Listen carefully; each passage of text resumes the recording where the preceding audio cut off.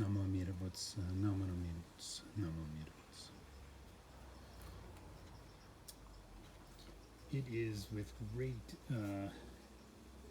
excitement and great privilege and great honor and excitement that I am presenting today, starting to present today, one of Eiken Kobai Sensei's books, Understanding Jodo Shinshu, in audio format.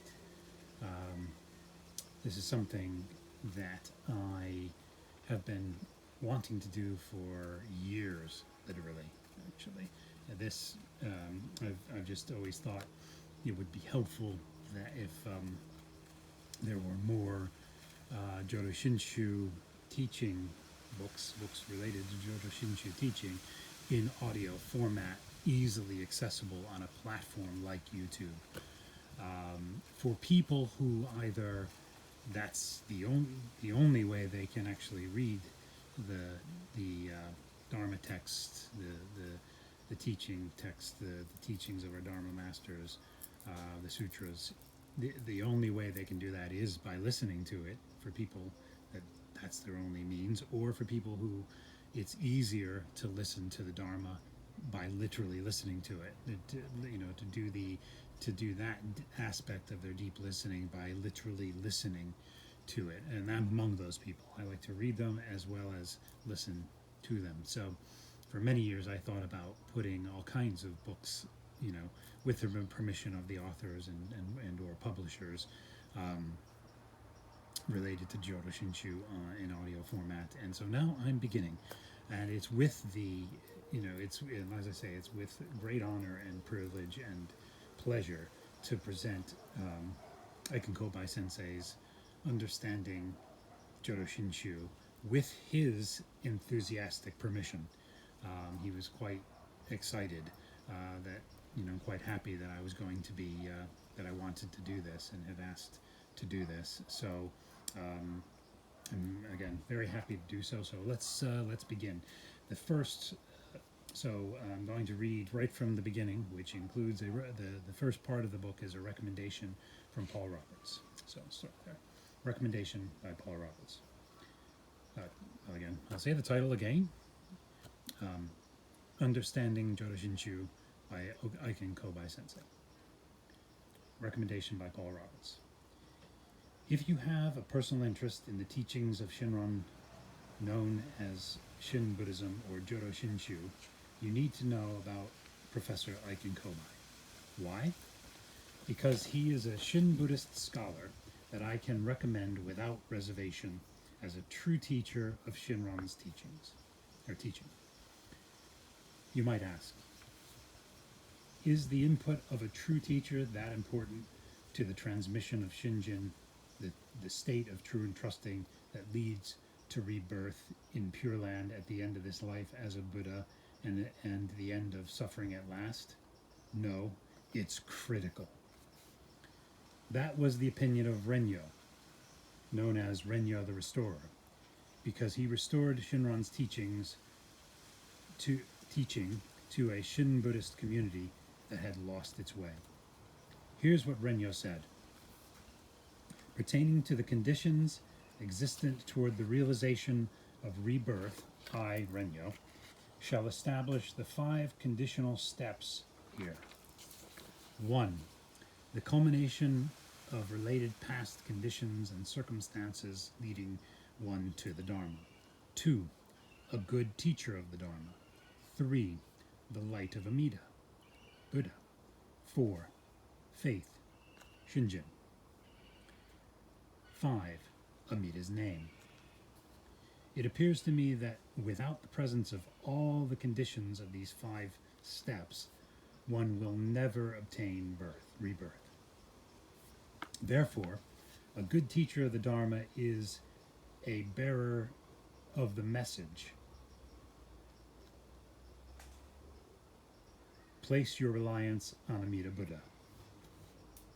If conditions materialize where there is a culmination of past conditions and circumstances without the meeting of a good teacher of the Dharma, birth will not be realized.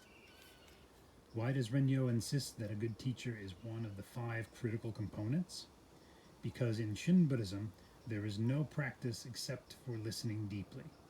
Therefore, the content of what is being taught is critical in order for rebirth to be realized, just as Renyo says. So if you're serious about Shin Buddhism, don't be naive about any teacher or teaching just because it's labeled as Shin Buddhism. Line it up against what Shakyamuni and Shinran say in their teaching. The story of how I found Professor Kobai's teaching and the man himself is a perfect illustration of why a good teacher is one of Renyo's 5 critical conditions in teaching Shinran's teaching about Amida Buddha's salvation. I share it with you here. Overwhelmed with grief after the suicide of my daughter, I contacted a nationally known Shin Buddhist teacher whose writings I had read. He was kind enough to enter into an email dialogue with me as I sought for a way to handle the great suffering I was experiencing. He also sent me some books that informed his own thought. To this day, I remain grateful for his time and his efforts. Looking for comfort, for light in my darkness, I was rereading the Tanisho, Lamenting Divergences, one day. The following passage leaped off the page as though our teacher Shinran was speaking personally to my situation and me.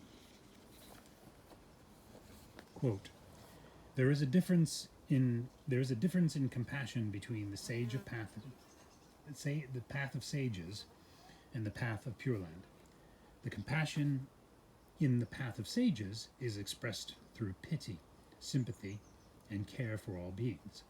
But rare is it that one can help another completely as one desires.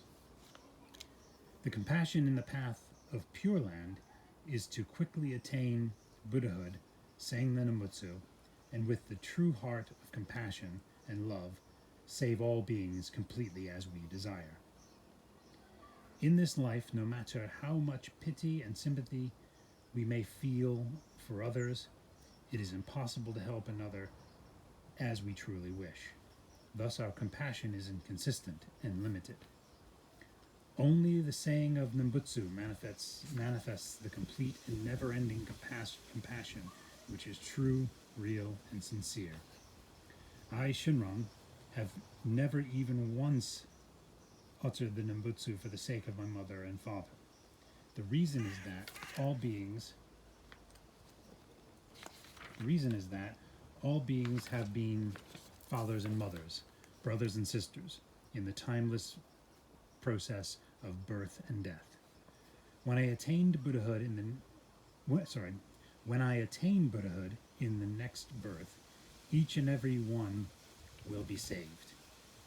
If it were a good accomplished by my own powers, then I could transfer the accumulated merits of Nembutsu to save my father and mother. But since it is not the case, when we become free from self-power and quickly... Let me start that paragraph again.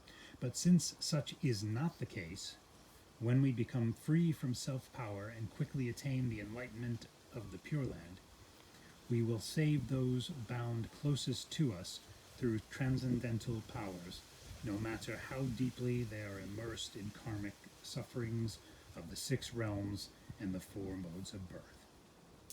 Unquote. Here was Shinran, my teacher, speaking to the very heart of my grief. I couldn't help my beloved daughter as I wanted to, even though I had tried. She had succumbed to a downward spiral of depression, and nothing I did could pull her out of it. My pity, sympathy, and care were real, but I was limited because I am just not a Buddha. As Shinran says, I simply couldn't help her as completely as I desired. More than that, accepting Buddha's fundamental teaching that we go through endless lives of suffering and our karmic actions in one life determine our birth in the next, I was overwhelmed with concern about the karmic ramifications of her action in taking her own life. Now, my teacher Shinran had provided me with the Dharma antidote for the terrible poison of such anguished thoughts and feelings. At the end of this life, as a person of Shinjin, of true and trusting, I would take birth in Amida Buddha's Pure Land and become a Buddha at last. As a Buddha, I would have all the transcendental powers only a true Buddha has, to find my beloved daughter and to save her, no matter how deeply she might be immersed in the karmic suffering in one of the 6 realms of rebirth. As the power of this Dharma truly settled in my head and in my heart, I felt a great shift. Of course, I was still a grieving father, but here was the answer to my existential despair, arising from my all too human sense of helplessness in the face of such tragedy.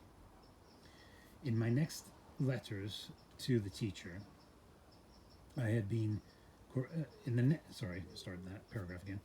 my next letters to the teacher I had been corresponding with, I wrote with great joy about this new awareness of just how I was going to fulfill my heart of compassion to my daughter, who was now beyond my reach, having taken rebirth in some other life in one of the 6 realms, where I did not know. Talking at the same time to another Buddhist, a woman who had just lost her husband to suicide, I conveyed the same message of great compassion, the compassion of becoming a Buddha in the Pure Land, and then helping those we had loved and could not help as plain people in this life. Though she had never even heard of Shin Buddhism, she too began listening deeply, finding comfort and hope in the message of Shinran. Now, here's where the difference between true teachers and false teachers reveals itself. When I talked with this Shin Buddhist teacher, he said to me that I shouldn't take these words of Shinran literally, that they were symbols pointing to something else entirely. I was stunned by his words. Hardly in the place for theological or philosophical discourse in this most terrible time of my life, I tried feebly to point out that this was simply what Shinran the man had taught, and his student Yuan was conveying sometime after his death. Their audience was essentially lay people like me, not very educated, and it didn't seem possible that Shinran would say such things if he didn't believe them to be literally true himself. In fact, Yuan said specifically that he was conveying Shinran's teachings to dispel doubt and confusion.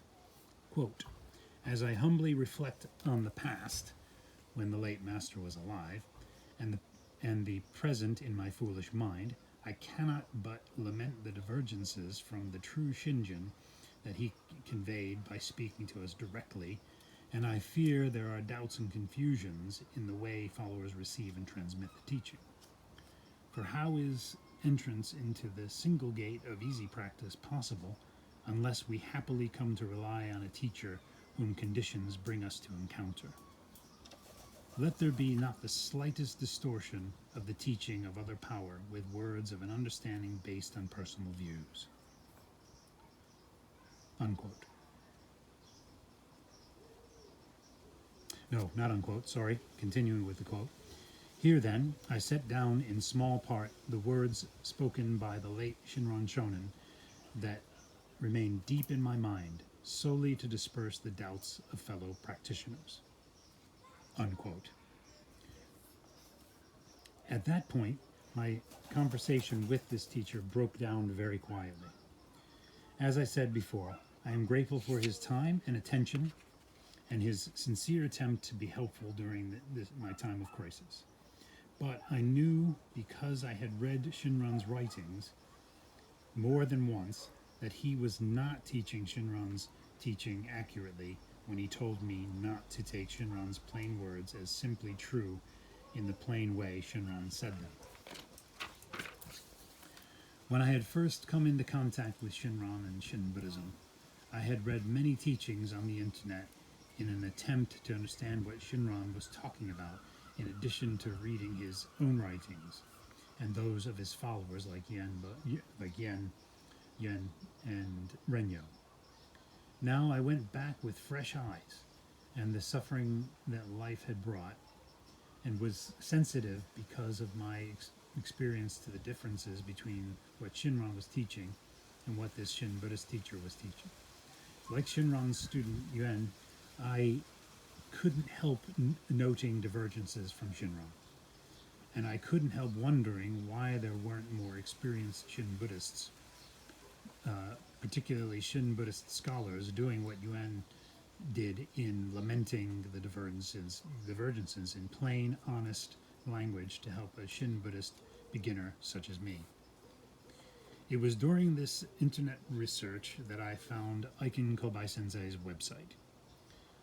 It was mostly in Japanese, but had a few sections with English translations, including one long page with an unformatted draft of the book you are holding in your hand. As I read it, I was struck by the clarity and power of Kobai's writings, the clarity and power of Kobai's writing as a good teacher of Shinran. First, Kobai was committed to making Shinran's words and ideas the plumb line for his own. He clearly was humble enough to know that it was not his vocation to show that it was. Sorry, let me start that sentence again.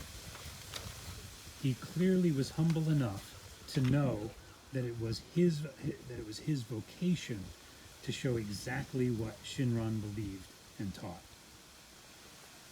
Let me read that one more time just to make sure you understand I got it right. So I'll start that paragraph again. First, Kobai was committed to making Shinran's words and ideas the plumb line for his own. He clearly was humble enough to know that it was his vocation to show exactly what Shinran believed and taught. To do that, he illustrated his teaching with passage after passage from his lifetime of study of Shinran's work to validate everything he said. The purpose of his scholarship was not to advance his ideas, but Shinran's ideas. Second, like our Dharma heroes, Honen, Shinran, Yuan, Renyo, Kobai was bold enough to make the distinction between true teachers and true teaching from false. Once again, he was fulfilling the role of a good teacher, helping me with honest scholarship to distinguish what Shinran did say from what he didn't say. He actually had the courage to say what Honen said in Yuan's recounting, that people who taught such divergent teachings were not of the same Shinjin as Honen and Shinran, and thus not to be trusted as good teachers of Shinran's teachings. I had found someone whose lifetime of dedication to scholarship could provide me, a layperson, with a strong platform on which to discuss with others in the Shin Sangha my own concerns about the many divergences I was seeing from the truth that Shinran taught. Of course, these divergences, false teachings propagated by false teachers, were not a new problem. False teachers were a confounding problem during Shinran's lifetime, and indeed, Shinran's own son was such a false teacher, and Shinran had to disown him on that account.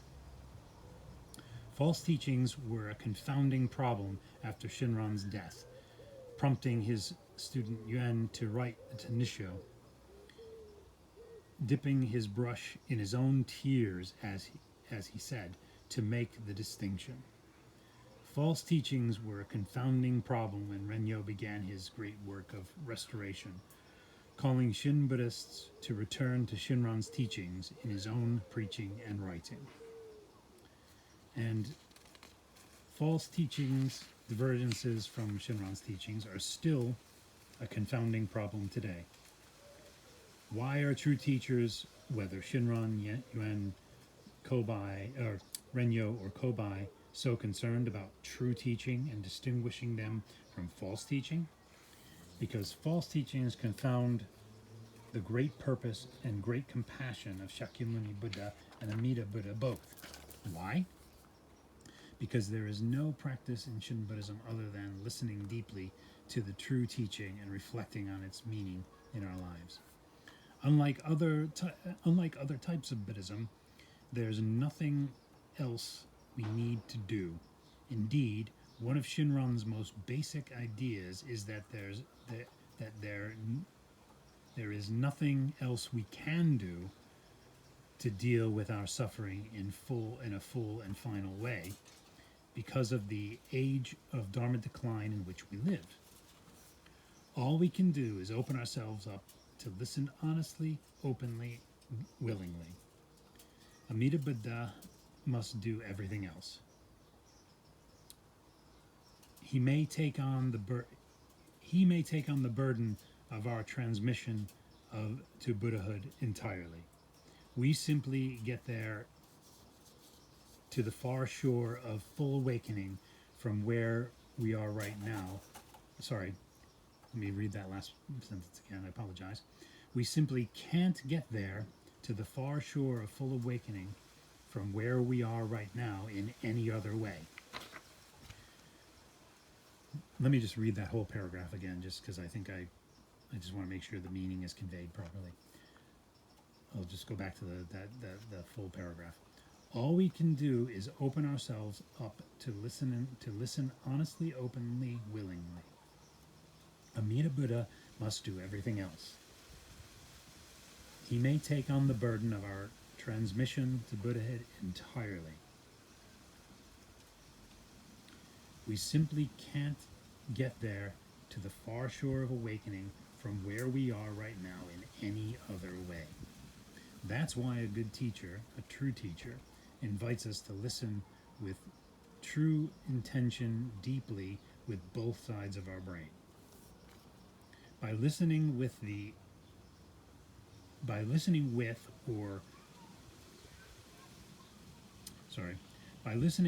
our rational left brain, we learn the content of the true teaching, which is the critical place to begin according to Shinran and his true students such as Renyo, the Restorer, and Professor Kobai too. Shin Buddhism isn't mushy mysticism. There is content that must be understood and digested and finally accepted as Buddha's truth.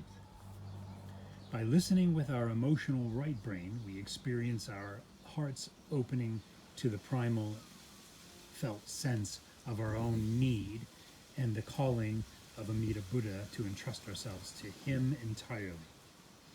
When both are present together, our felt desire for the end of suffering and the clear understanding of what Shinran taught as he taught it, we are able to respond to Amida's light and life by entrusting ourselves completely to him, his vow, and his work. And thus, as Professor Kobai stresses, we experience the same Shinjin, the gift of Amida Buddha, that Shinran did. Here's the bottom line. Few in the West will care about Shin Buddhism as an obscure Japanese sect of Buddhism. Few will care about Japanese culture either. Speaking plainly, I have no intrinsic interest in either. But what I am interested in and care deeply about is what Buddha focused on, always and ever, the fundamental questions of suffering and how to end suffering at last. There are millions of people who are seeking answers to these, life's hardest questions, just like me. There are millions who are seeking to understand the problem of suffering, both personal suffering and global suffering. There are millions who are looking for the end of suffering at last, enlightenment, Buddhahood, by whatever name it is called. For millions of plain people, the Dharma Gate of Shinran offers a guaranteed path, an easy path in the age of Dharma decline, the only path to answer their questions, to meet their deepest need and mine. That is why, just as Renyo said, we need true teachers in the Shin Sangha. Teachers like Professor Eiken Kobai, who will use their scholarly vocation to present Shinran's teachings just as Shinran would present it himself. For me, a lot of what I read in Kobai's book was confirmation of what I read in Shinran's works already. But I personally want to thank him publicly in this introduction for making clear to me Shinran's plain teaching about salvation in the present. As he points out, this is the very heart of Shinran's unique contribution to Pure Land thought. It is Shinran who teaches unequivocally that even one moment of thought of entrusting Amida Buddha fully puts each and every one in the right, quote, rightly established group, unquote, of those who will take rebirth in the Pure Land at the end of this life. Professor Kobai explains this in a clarity that made Shinran's true teaching come alive for me with even greater power than before. And that is what a true teacher does, whether ancient or contemporary, Japanese or American, scholar or layperson. I also want to thank him for his courage, for being willing to point out, based on his lifetime of scholarship and knowledge of the history of the Shin Sangha, the kinds of false teachings that have come up over and over again. Once again, he is humble enough to look at our common teacher Shinran and refute false teaching, and to declare boldly, like Honen and Shinran did, that a person of the same Shinjin as they would never make such foolish and misleading statements. In speaking out so clearly, Kobai Sensei reminds me of Yuen's words in the Tenisho, recounting Shinran's conversation with his teacher Honen. Quote, I feel that the preceding views, the false teachings Yuen had just described, all arise due to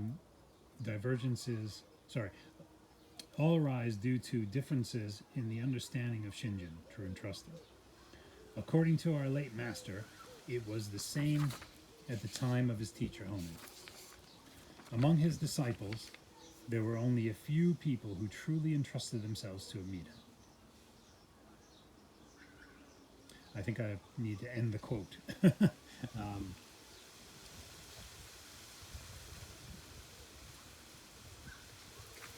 with me a moment. I've kind of lost place. Oh, no, I'm not ending the quote. So, okay, sorry. I'll start again. I'll start the quote again. So, actually, let's just start that whole section again. I do apologize for this. This is my first time reading this aloud, and, I don't really have time to rehearse it, and I've only ever read these without reading them aloud in the past, so please bear with me. Okay, so we'll start that last sort of paragraph before the quotations again. In speaking out so clearly, Kobai Sensei reminds me of Yuen's words in the Tenisho, recounting Shinran's conversation with his teacher Honen. I feel that, quote, I feel that the preceding views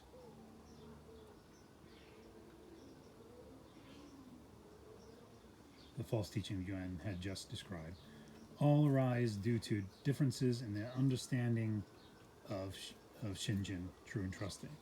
According to our late master Shinran, it was the same at the time of his teacher Honen. Among his disciples, there were only a few people who truly entrusted themselves to Amida. This was once a cause of debate between Shinran and his fellow disciples. When he claimed, quote, Shinran's entrusting and Honin's entrusting are identical, unquote, Seikan, Nenbutsu, and others strongly refuted this, saying, how can you claim that our master's entrusting and your entrusting are identical, unquote, from them. To this, Shinran replied, quote, our master's wisdom and knowledge are truly profound, and to say that our entrusting to Amida are identical is preposterous. But as far as true entrusting, leading to birth in the pure land, is concerned, no difference exists at all. Both are the same. I'll just read that again.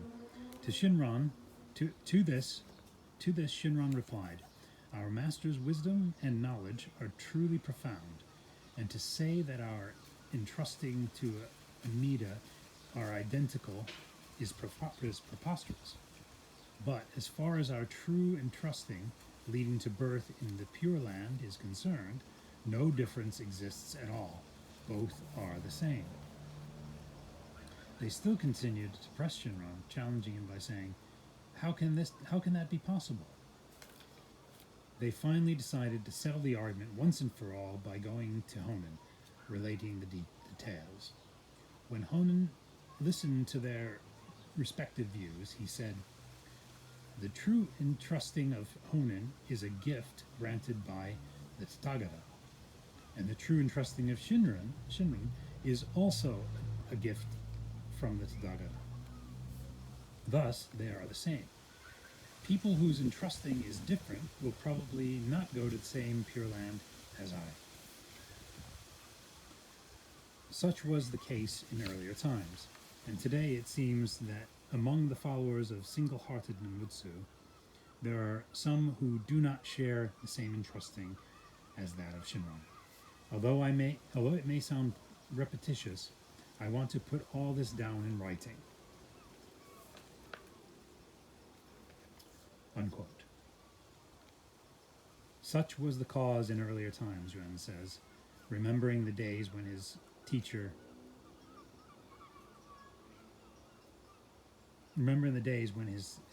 Shinran was still alive. And Yuan continues, it seemed the same still at the dusk of his own life after his teacher's death. And such was the case. Okay, so now it's unquote. That was that whole long session, I think, was a quote from both Eiken Kobai's writings about Tanishu and quotes from Tanishu, I think. Apologies if I didn't get that quite right, but it's difficult to follow Paul's writing sometimes because he uses very little punctuation, and he also doesn't put quotes where quotes should be put. So I do apologize if I got any of that wrong. Now we're back to Paul Roberts speaking again. And such was the case 200 years later when Renyo found the Sangha in disarray and did the work of preaching and teaching to restore the Sangha by returning it to the true teaching of our teacher Shinran once again.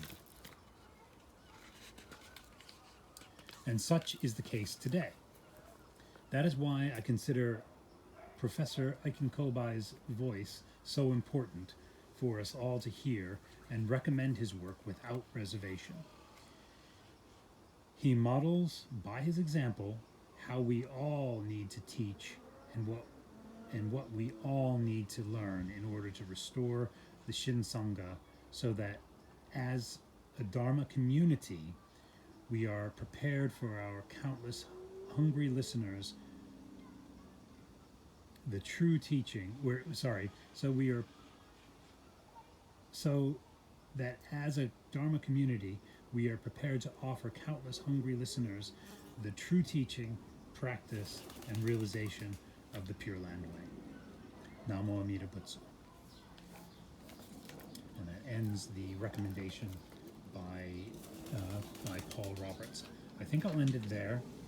I'm not going to continue on and do the forward. I'll do the forward in a separate reading. So thank you very much for listening, and I will put all of this in a playlist format as I go along through reading the different sections and chapters of Eiken Kobai Sensei's works. So thank you for listening to this first reading, and Namo Amida Butsu, Namo Amida Butsu, Namo Amida